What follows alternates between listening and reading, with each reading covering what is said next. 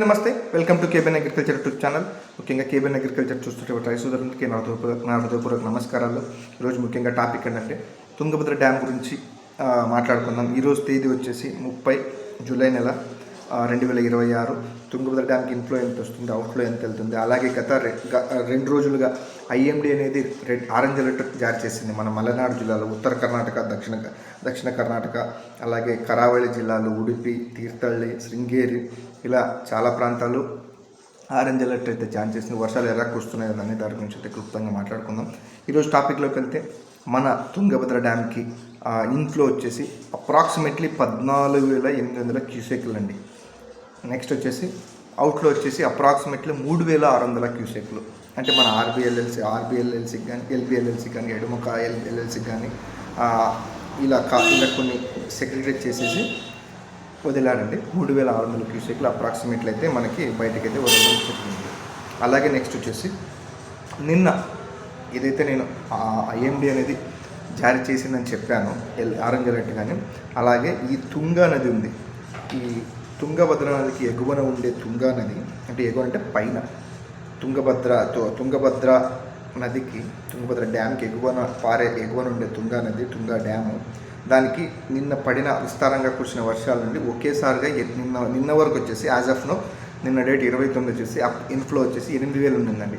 నిన్న evening 7 PM మనం కనుక చూసుకుంటే 17,000 వరకు, అప్రాక్సిమేట్లీ 16,800 ఆ ఇన్ఫ్లో అయితే మనకైతే రావడం జరిగింది. అలాగే గత 2-3 రోజుల నుంచి ఆ తుంగా నుంచి ఇన్ఫ్లో వచ్చేసి 10,000, 9,000 ఇలా మనకు రిలీజ్ చేస్తూనే ఉన్నారు. ఆ తుంగా నుండి ఈ తుంగభద్ర డ్యామ్కి రిలీజ్ చేస్తూనే ఉన్నారు. ఈ వాటర్ మనకు వచ్చేపాటికి అక్కడి నుంచి ఇక్కడికి మినిమం కనీసం 3 నుంచి 4 రోజులు వరకు పట్టే ఛాన్స్ అయితే ఉంది.